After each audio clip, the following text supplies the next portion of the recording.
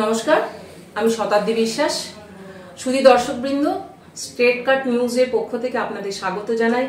আজকে আমাদের নিউজ রুমে উপস্থিত আছেন বর্ধমান আদর্শ বিদ্যালয়ের প্রধান শিক্ষক মাননীয় সুবীর কুমার দে মহাশয়। নমস্কার স্যার। নমস্কার স্যার, জানতে চাইবো যে আপনাদের বিদ্যালয়ে তো অনেক সুনাম আছে বর্ধমানে, তো আপনি এই বিদ্যালয়ে কবে থেকে যুক্ত হয়েছেন? এর আগে আপনি কোন পেশার সঙ্গে যুক্ত ছিলেন, বা এই বিদ্যালয়ের প্রতিষ্ঠা কত সালে? আচ্ছা, প্রথমেই ধন্যবাদ জানাই স্টেট কাট নিউজ চ্যানেলকে। আমি আদর্শ বিদ্যালয়ে এসেছি 2011 সালে। তার আগে আমি অন্য একটা স্কুলে ছিলাম সহশিক্ষক হিসাবে। 2011-তে এখানে প্রধান শিক্ষক হিসাবে আমি যোগ দিই। আর আমার এই বিদ্যালয়ে চাকরির আগে আমি স্টেট গভর্নমেন্টের হেলথ সার্ভিসে ছিলাম। সেখান থেকে আমি ওই প্রথম এসএসসি দিয়ে এখানে এই স্কুলে আসি, আমার স্কুল সার্ভিসে জয়েন করা।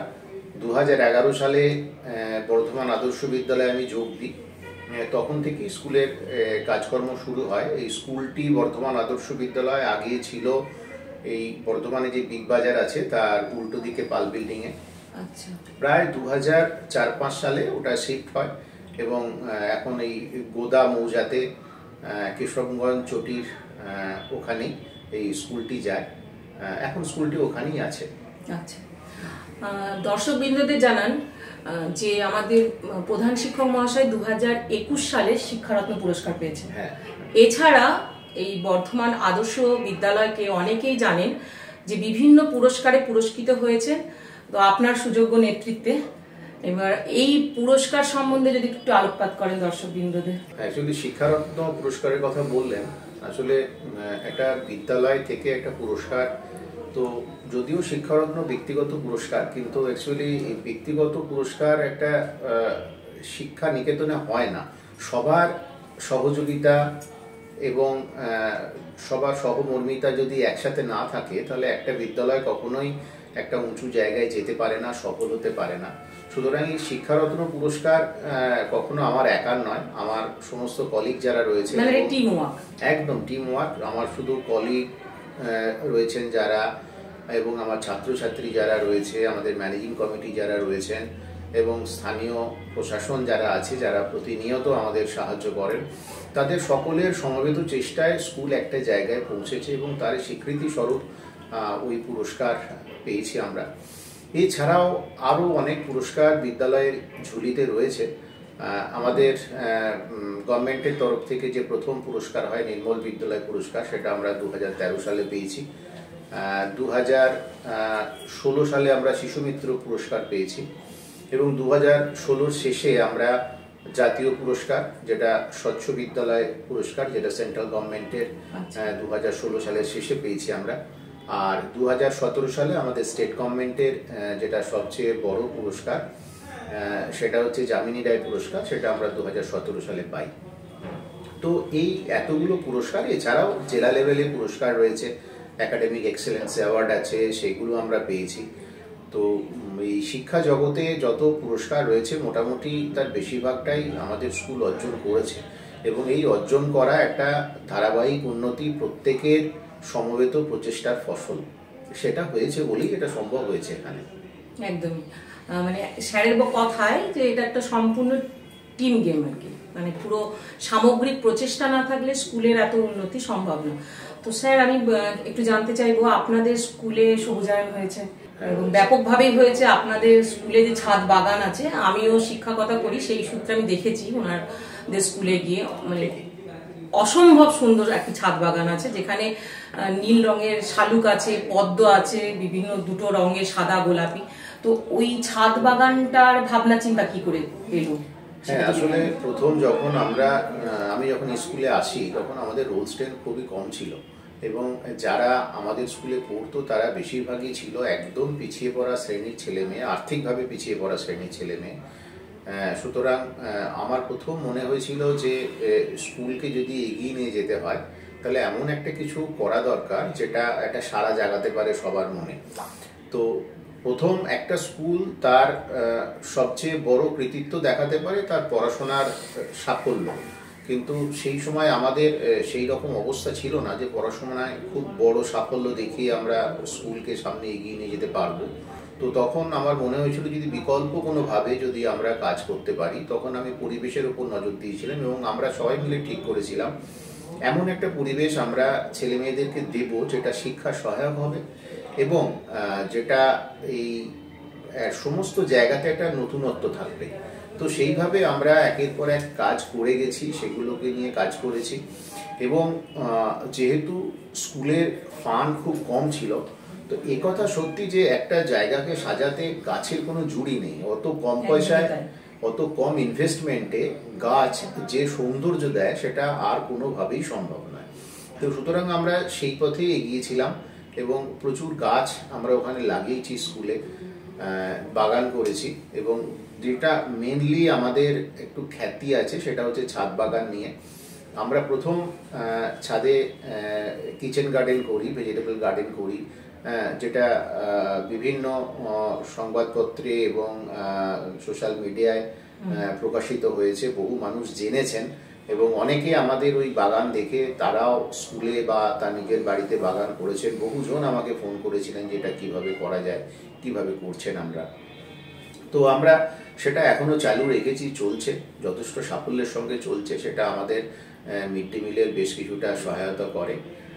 আর এরপরে আমার মনে হয়েছিল যে এমন কিছু যদি করি যেটা আমাদের ছেলে মেয়েদের পড়াশোনার ক্ষেত্রেও আরো বড়ভাবে সাহায্য করবে, সেটার জন্য আমরা জলবাগানের ধারণা নিয়ে এসেছিলাম।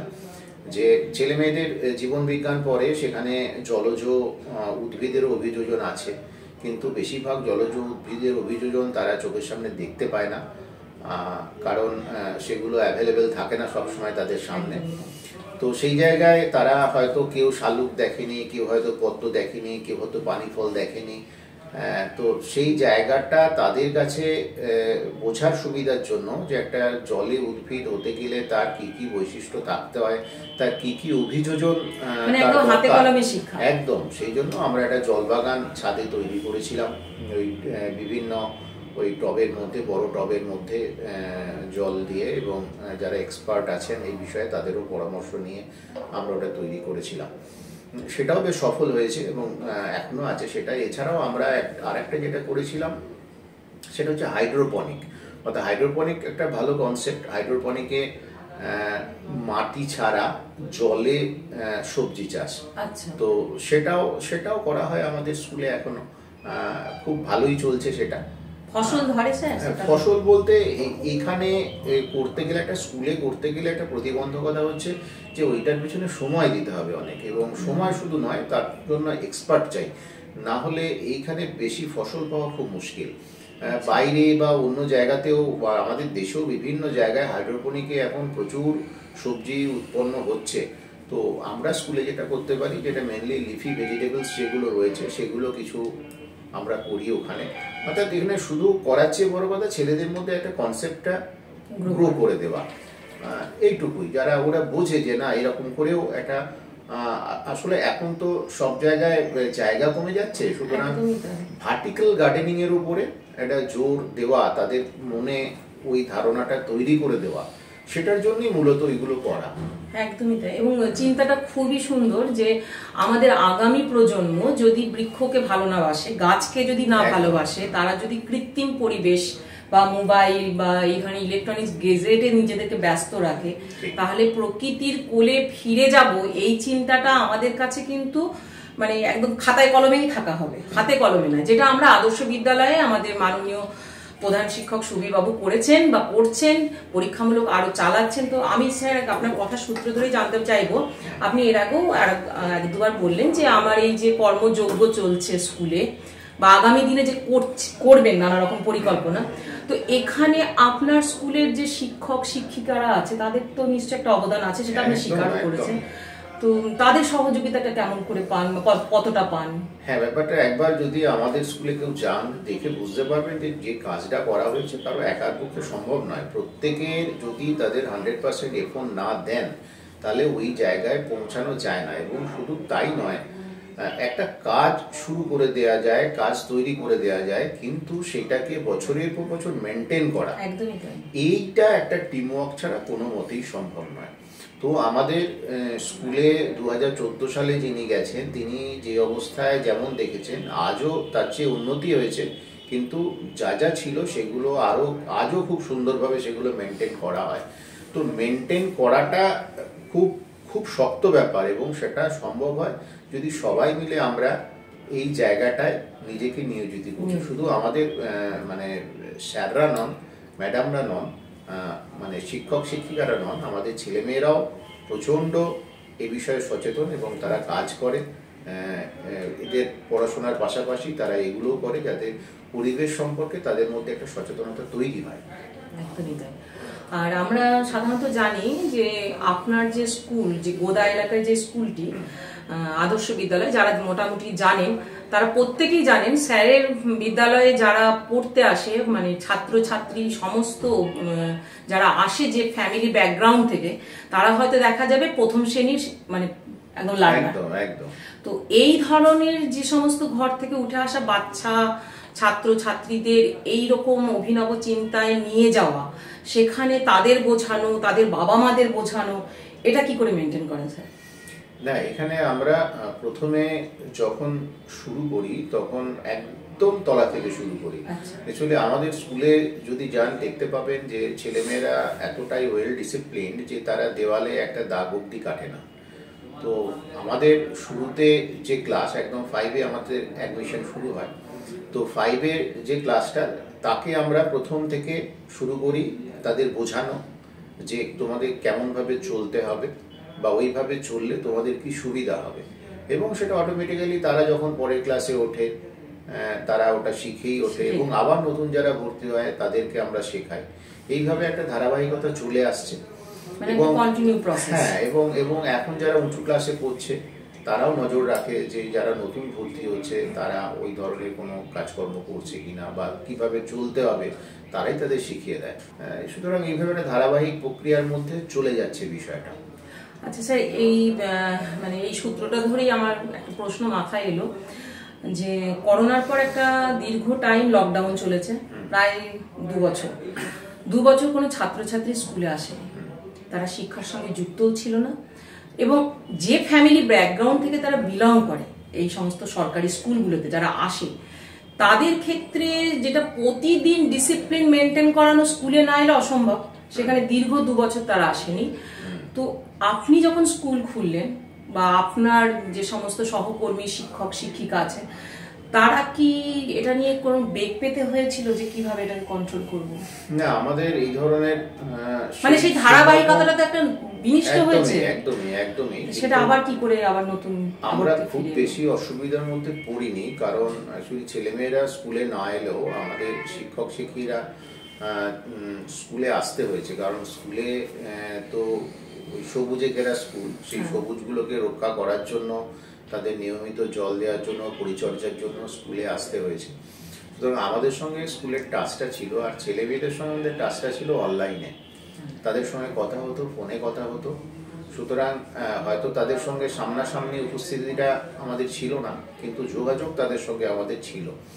তো এই জায়গাটা একটা বড় কাজ করেছে, আর সামান্য কিছু তো হবেই, তাদের মেন্টালিটি অনেকটা পাল্টে গেছে। হ্যাঁ, সেই জন্য আমরা প্রথম দিকে বেশ কিছু তাদের নিয়ে বেশ কিছু সচেতনতামূলক কিছু শিবির করেছিলাম, আলাপ আলোচনা করেছি, বা বাইরে থেকে যারা এগুলো বোঝেন তাদেরকে নিয়ে এসেছি। তো এখন মোটামুটি আবার সেই আগের জায়গাতেই দাঁড়িয়ে গেছে, সবাই ঠিকঠাকই আছে, ওয়েল ডিসিপ্লিন, প্রত্যেকেই মেনে চলে সবকিছু। আর অভিভাবকদের সহযোগিতা কতটা পান? অভিভাবকরা প্রচন্ড সহযোগিতা করেন, মানে আমরা যে কাজ করি, হ্যাঁ, ছেলে মেয়েদের অনেক স্কুলে শুনছি যে এরকম হয়তো অভিভাবকরা বাধা দিচ্ছেন ছেলেমেয়েরা কেন এইসব কাজ করবে। আসলে এগুলো তো লেখাপড়ার অঙ্গ, এটাও শিখতে হবে তাদেরকে। হ্যাঁ, সুতরাং কিন্তু সেই জন্য আমাদের এখানে ওই অভিভাবক যারা আছেন তারা প্রত্যেকেই ছেলেমেয়েদের আগিয়ে দেন। হ্যাঁ, কোনোদিনই কোনো কাজে তারা বাধা দেননি। হ্যাঁ, বরং তারা নিজেরাও আসেন, আমাদের সঙ্গে যোগ দেন। ভালো লাগে আমাদের বিভিন্ন অনুষ্ঠানে ওনারা আসেন। মানে মোটামুটি আমরা যে প্রাচীন যে শিক্ষা ব্যবস্থা ছিল আমাদের গুরুকুল শিক্ষা ব্যবস্থা, খানিকটা সেরকমই ধারণার আঁচ পেলাম স্যার, যে আমরা এইখানে বাচ্চাদের যে হাতে কলমে শিক্ষা, তার সঙ্গে হচ্ছে অভিভাবকরা যে এত কোঅপারেশন করছে, যে একটা আমার ছেলে এখানে গাছ লাগাবে, উঠোন ঝাড় দেবে, তো তাতে আপত্তি করার তো কিছু নেই। আগে তো এই শিক্ষা ব্যবস্থাটা ছিল। হ্যাঁ, আপত্তি তখন হয় যখন দেখা যায় শুধু তাদেরকেই করতে হচ্ছে, শিক্ষক শিক্ষিকারা তার সঙ্গে যুক্ত নন, তখন একটা অসুবিধা থাকতে পারে। কিন্তু এখানে আমাদের শিক্ষক শিক্ষিকারা প্রত্যেকেই হাত লাগিয়ে তাদের সাথে কাজ করেন, সুতরাং ওই জায়গায় কোনো প্রশ্নই আসে না যে বাড়ি থেকে কোনো রকম কোনো সমস্যা তৈরি হবে, এটা এখানে কোনোদিন হয়নি। মানে সত্যি কথা বলতে যেটা আমি মানে স্যারের কথাতে আমরা জানতে পারলাম যে এখানে স্যারের সহকর্মী বৃন্দ, শিক্ষক শিক্ষিকা, অভিভাবক, ছাত্র ছাত্রী প্রত্যেকে একটা টিম হিসাবে কাজ করছে, এবং করছে বলেই বর্তমানে আদর্শ বিদ্যালয়ের এত সুখ্যাতি, এত সুনাম, এবং তাদের ঝুলিতে এত পুরস্কার। আর স্যার আমি জানতে চাইবো যে আপনি তো এখানে প্রধান শিক্ষক হয়ে জয়েন করেছিলেন, তো আপনার অনেক কিছু পরিকল্পনা বাস্তবায়িত হয়েছে, ভবিষ্যতে আর কি পরিকল্পনা আপনি ভাবছেন? পরিকল্পনা এখনো আছে, অনেক কিছুই আছে, কিন্তু যেটা বড় প্রতিবন্ধকতা সেটা হচ্ছে অর্থ। তো সেই জায়গাটা মানে কোনো পরিকল্পনা সফল করতে গেলে সবার সহযোগিতা যেমন দরকার, তেমনি অর্থ দরকার।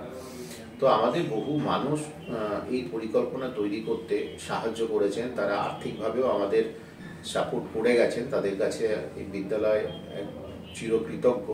এছাড়াও প্রচুর এনজিও আছে যারা আমাদের সাহায্য করেছেন, তো আমরা সবার কাছেই কৃতজ্ঞ, সবাইকে ধন্যবাদ জানাই। তো এর পরবর্তীকালে বেশ কিছু প্রকল্প রয়েছে। এখন যেমন আমাদের একটা ল্যাবরেটরি তৈরি করার চেষ্টা চলছে, যেটা বর্ধমান দক্ষিণের মাননীয় বিধায়ক আমাদের একটা গ্র্যান্ট দিয়েছেন, সেখানে একটা ঘর তৈরি হচ্ছে। তো মাধ্যমিক স্কুলে একটা ল্যাবরেটরি সাধারণত দেখা যায় না, কিন্তু আমরা দেখেছি আমাদের যে অবস্থা থেকে ছেলেমেয়েরা আসে তাদের সামনে যদি পড়াশোনাটাকে আরেকটু বাস্তবমুখী করে তোলা যায়, তাদের সামনে আরেকটু দেখানো যায়, তাহলে সেটা ভালো হবে। সেই চিন্তাভাবনা থেকে আমরা একটা মাল্টিপারপাস ল্যাব তৈরি করার চেষ্টা করছি, যেখানে ফিজিক্স, কেমিস্ট্রি, বায়োলজি, জিওগ্রাফি সমস্ত বিষয় তারা যেটা পড়ে সেইটা নিয়ে সেখানে যেন আরো ভালোভাবে তারা চোখের সামনে সেগুলো দেখতে পায়, সেটা করার জন্য তার চেষ্টা চলছে হাতে কলমে। আর এটা কি আপনি আমাদের বিধায়ক স্যারকে আবেদন জানিয়েছেন, আমাদের মাননীয় খোকন স্যারকে? হ্যাঁ হ্যাঁ, অবশ্যই। ওনার কাছ থেকে প্রতিশ্রুতিও পেয়েছেন নিশ্চয়ই? না, উনি তো দিয়েছেন, অলরেডি টাকা দিয়েছেন। হ্যাঁ, টাকা দিয়েছেন, সেই টাকা কাজ চলছে, কাজও প্রায় শেষের দিকে। মোটামুটি কত, মানে আপনি কোন বছরে এটাকে চালু করতে পারবেন ভাবছেন? এই বছর মার্চেই শেষের দিকে আশা করছি আমরা শুরু করতে পারবো। আর সমস্ত ইনগ্রেডিয়েন্টস দিয়ে এপ্রিলে আমরা একদম পুরোপুরিভাবে ল্যাবটাকে চালু করে নেওয়ার ইচ্ছা আছে আমাদের। বাহ, খুবই সাধুবাদ জানাই আপনার প্রচেষ্টাকে, এবং আমাদের বিধায়ক স্যারকে অনেক ধন্যবাদ আমাদের তরফ থেকে, যে উনি আপনাদের এই চিন্তা ভাবনার পাশে এত সহযোগিতার হাত বাড়িয়ে দিয়েছেন। আগামী প্রজন্ম এইভাবেই আপনাদের সহযোগিতার মাধ্যমে আরো ওদের কাছে নতুন নতুন দিগন্ত উন্মোচিত হোক, ওরা নতুন নতুন ভাবে এগিয়ে চলুক, এই আশাই রাখি। আর একটা কথা স্যার, আপনাদের তো এখানে মাধ্যমিক উচ্চ মাধ্যমিক দুটো পরীক্ষাই হয়, ক্যান্ডিডেট আছে না? উচ্চ মাধ্যমিক আমাদের নেই, শুধুমাত্র। তো যে রেজাল্টটা হয়, ধরুন আমি মানছি যে এখনকার সরকারি ম্যাক্সিমাম স্কুলগুলোতেই একদম প্রথম শ্রেণীর লার্নাররাই থাকে, তো যে রেজাল্ট তারা করে সেটার কিরকম, আর তার পেছনে শিক্ষক শিক্ষিকা আপনাদের মানে আর উন্নতি করার জন্য কিরকম চিন্তা ভাবনা করছেন আগামী দিনে, যে রেজাল্টটা এরকম হয়েছে এর থেকে আরো বেটার করবো? হ্যাঁ, আমাদের রেজাল্ট ভালোই হয়, প্রত্যেকেই পাস করে যায় এখানে, এবং হয়তো হাইয়েস্ট মার্কসও প্রায় 90%-এর উপরে থাকে। আচ্ছা, তো আমাদের প্রথম যেটা ভাবতে হবে, যেটা আমাদের এখানে যারা পড়ে তারা হয় অনেক পিছিয়ে পড়া শ্রেণী থেকে আসে, তো তাদের বাড়িতে একটা প্রতিবন্ধকতা থেকেই যায়, এবং সেইটা আমরা সবাই জানি, এবং তাদের সেই মতোই স্কুলে এমনভাবে পড়ানো হয় যাতে ওদের টিউশনের দরকার না পড়ে। কিন্তু এতেও একটা প্রতিবন্ধকতা এসে যায়, যেটা তাদের অনুপস্থিতি, কিন্তু সেটা তাদের সম্পূর্ণ ইচ্ছাকৃত নয়, সেটা অনেক সময় পরিবেশ তাদের বাধ্য করে। যেমন বছর দেড়েক আগেই একটা ঘটনা ঘটেছিল, একটি মেয়ে এসে গতবারে মাধ্যমিক পরীক্ষা দিয়েছে, ওটা নিউজও হয়েছিল যে সে ফর্ম ফিল আপ করতে আসেনি, আমরা বারবার ডাকার পরেও সে আসেনি। তো একদম শেষ দিনে তাকে গিয়ে নিয়ে এসে ফর্ম ফিল আপ করানো হয়, কিন্তু আমরা তাকে যে বকবো যে কেন তুমি এরকম করছো, আমরা যখন কারণটা জানতে পারলাম আমরা সত্যি সেই জায়গাটা থেকে আমাদের সরে আসতে হলো। তাকে কিছু বলার মুখ ছিল না, কারণ সেই সময় সে তার পরিবারের সঙ্গে ওই অন্য গ্রামে সেই ধান রুইতে গেছিল। তো সুতরাং আগে পেট তারপর পড়াশোনা, তো সেই জায়গাটায় কিছু বলার কোনো জায়গাই থাকে না। প্রত্যেকেই বাড়িতে বেশ কিছু কাজ সামলে তাদেরকে আসতে হয়, ফলে তাদের কিছুটা অনিয়মিত আসা থেকেই যায়। এই ট্র্যাজেডিটার পেছনে তো কিছু করার নেই, মানে কিছু করার নেই যে এই প্রথম শ্রেণীর লার্নার যারা যারা যে সমস্ত ঘর থেকে আসে, যে পরিবার থেকে উঠে আসে, তাদের কাছে পেট চালানোটাই প্রথম দায়। সেক্ষেত্রে মানে এখানে আফসোস আর দুঃখ প্রকাশ করা ছাড়া কোনো কিছু করার নেই। যেটা বাস্তবে কাজ করতে গেলে স্যার বুঝছেন, বা যারা এই শিক্ষাক্ষেত্রে আছেন তারা এটা উপলব্ধি করবেন। আর স্যার বলছি যে রেজাল্ট তো আমি শুনলাম যা ভালোই করছে, আপনাদের এখানে স্টুডেন্ট রেশিও, টিচার সংখ্যা এগুলো যদি একটু বলেন। এটা ঠিকঠাকই আছে, মানে অ্যাকর্ডিং টু রুল আছে, কোনো অসুবিধা নেই। তবে ইদানিং আমাদের স্টুডেন্ট বেড়েছে, সেই অনুযায়ী যদি মানে যা যা গভর্নমেন্ট রুল তাতে আমরা আরো কিছু টিচার পাবো। আচ্ছা আচ্ছা স্যার, আমরা এতক্ষণ শুনলাম পঠন পাঠন, পরিবেশ, স্কুলের বাগান চর্চা সব শুনলাম। এবার যে দিকটা স্কুলের মানে শিক্ষার একটা সঙ্গে যুক্ত থাকে না, কো কারিকুলাম অ্যাক্টিভিটিস, তো সেখানের ক্ষেত্রে আমি বলি যে এই যে সাংস্কৃতিক চর্চা, অনুষ্ঠান, খেলাধুলা, তো এই সাংস্কৃতিক চর্চার জন্য নাচ, গান, কবিতা শেখানো, এগুলো কিভাবে শেখান বাচ্চাদের? বা শীতকালীন যে ক্রীড়া প্রতিযোগিতা, এগুলো কোথায় পালন করেন? বা কোনো মানে জাতীয় বা খেলা, রাজ্য স্তরে কোনো খেলাতে বাচ্চারা গেছে কিনা, এদিকটা যদি বলেন আপনার স্কুল সম্বন্ধে। সংস্কৃতি এবং ক্রীড়া এই দুটোই তো শিক্ষার অঙ্গই প্রায়, কো কারিকুলার অ্যাক্টিভিটিস এগুলো। তো এইটাও আমাদের স্কুলে খুব যত্ন করেই করার চেষ্টা করি আমরা। আমাদের ছেলে মেয়েদের এই ধরনের যে শক্তি সেটা ভালোই আছে এবং ওরা চেষ্টা করে প্রচুর। তো আমাদের জেনারেলি এমনি কোনো টিচার নেই যারা এই সব বিষয়ে খুব পারদর্শী, মানে গেমসের টিচার নেই না, গেমসের টিচার আছেন, মানে এই সাংস্কৃতিক জগতের যে শুধু তারা এইটার জন্যই তাদের অ্যাপয়েন্টমেন্ট, সেরকম কোনো টিচার নেই।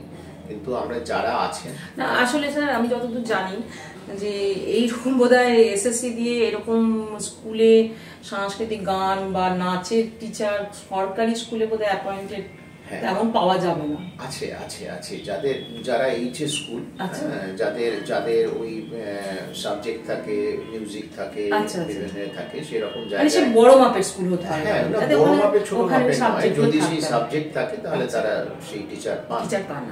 তো সেই রকম নেই, কিন্তু আমাদের শিক্ষক শিক্ষিকারা যারা আছেন তারা নিজেদেরই যাদের যে শিক্ষা তাদের ছিল সেখানে তারা গান শিখেছিলেন, কবিতা চর্চা করেছিলেন বা নাচ শিখেছিলেন, সেইটাই তারা নিজেরা স্বতঃপ্রণোদিত হয়ে ছেলে মেয়েদের শেখান তাদের মতো করে। তো সেইটা চলে এবং ছেলেমেয়েরাও এখন খুব অ্যাডভান্স, তারা বিভিন্ন জায়গা থেকে বা ইউটিউব দেখে তারা খুব সহজেই নাচগুলো তুলে ফেলে, কবিতা, গান বা অন্যান্য যে চর্চাগুলো, সাংস্কৃতিক চর্চাগুলো, সেগুলো হয়।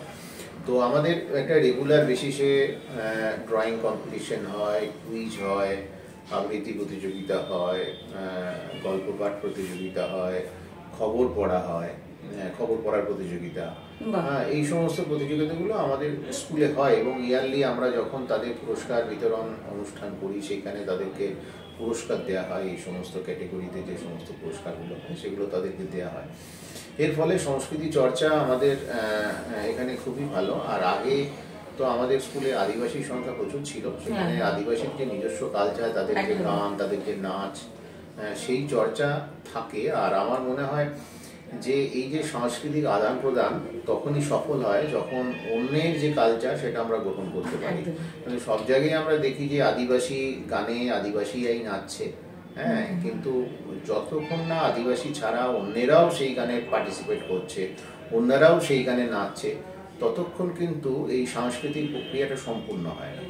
তো সুতরাং আমাদের স্কুলে এমনি সবাই মিলে ওই একই গানে নাচছে, এইটাই খুব ভালো লাগে। এই যে সাংস্কৃতিক আদান প্রদান, তাদের কালচারটা নেওয়া, এদের কালচারটা ওদের মধ্যে দেওয়া, এই সাংস্কৃতিক আদান প্রদানটা আছে এবং সেটাই খুব ভালো লাগে এদের দেখে, মানে একটা সংমিশ্রণ। একদমই তাই, একদমই। মানে স্যারের কথা আমরা যেটা শুনলাম যে ওনাদের ওখানে বিদ্যালয়ে সমস্ত শিক্ষক শিক্ষিকার সহযোগিতায় বিভিন্ন শ্রেণীর যে নিজস্ব সংস্কৃতি, নিজস্ব চর্চা, নিজস্ব কৃষ্টি, তার সংমিশ্রণ ঘটে ওনাদের বিদ্যালয় প্রাঙ্গণে। আচ্ছা স্যার, আপনাদের বিদ্যালয়ে নির্দিষ্ট কিছু অনুষ্ঠান আছে কি যে বছরের এই সময়টা এই কালচারাল অনুষ্ঠানটা হয়? হ্যাঁ, কালচারাল অনুষ্ঠান হয়, পুরস্কার বিতরণ অনুষ্ঠান হয়, হ্যাঁ, কালচারাল যে অনুষ্ঠান হয় বার্ষিক সাংস্কৃতিক সেখানে সবাই পার্টিসিপেট করে এবং শিক্ষক শিক্ষিকারাও করেন? হ্যাঁ, তারাও পার্টিসিপেট করে। আচ্ছা, তবে তাদের নিয়ে প্রতিযোগিতা হয় না, তারা কিন্তু পার্টিসিপেট করেন। সেটাই, তারা বাচ্চাদের মানে অনুপ্রাণিত করে। একদমই তাই। আর খেলাধুলার ক্ষেত্রে যেটা বললেন, খেলাধুলায় আমাদের ছেলেমেয়েরা বেশ শক্তিশালী এবং আমাদের টিম আছে, ফুটবলের টিম আছে আমাদের, এছাড়াও অ্যাথলেটিকের টিম আছে এবং এটা নিয়মিত আমাদের খেলার যিনি স্যার আছেন তার তত্ত্বাবধানে নিয়মিত জেলা লেভেলে প্রতিদ্বন্দ্বিতা করে এরা। আচ্ছা, যদিও আজ অব্দি আমরা জাতীয় স্তরে যেতে পারিনি, কিন্তু জেলা স্তরে এরা খুব ভালোই রেজাল্ট করে, প্রতিবারই অংশগ্রহণ করে। খুব ভালো লাগলো। প্র্যাকটিস মেক্স ম্যান পারফেক্ট, এই আশা রাখি যে একদিন আপনাদের ঝুলিতে এত পুরস্কার যখন এসেছে, একদিন ছাত্রছাত্রীর হাত ধরে এই পুরস্কারও আদর্শ বিদ্যালয়ে আসুক, এই কামনা রাখি। আপনার বিদ্যালয় যেমন চলছে এই রকমই আপনি তার দীর্ঘ একটা রথ নিয়ে যাচ্ছেন, খুব ভালো পরিচালনার মাধ্যমে, সমস্ত শিক্ষক শিক্ষিকাদের সহযোগিতার মাধ্যমে এই যে আপনি সুযোগ্য নেতৃত্ব দিয়ে বিদ্যালয়কে এইভাবে নিয়ে যাচ্ছেন, এই আশা রাখি। আমাদের স্টেট কার্ড নিউজ থেকে আপনি এবং আপনার বিদ্যালয়ের পুরো টিমকে অনেক অনেক শুভেচ্ছা যে আগামী দিন আপনারা এভাবেই এগিয়ে চলুন স্যার। অনেক অনেক ধন্যবাদ আপনাদের সকলকেও, আমাদের বিদ্যালয়ের তরফ থেকে, আমাদের সমস্ত শিক্ষক শিক্ষিকা, ছাত্রছাত্রী, পরিচালন সমিতির তরফ থেকে আপনাদের সকলকে অসংখ্য ধন্যবাদ। আচ্ছা, আজকে তাহলে স্টেট কার্ড নিউজে কথোপকথন পর্ব এই পর্যন্ত। নমস্কার স্যার। নমস্কার।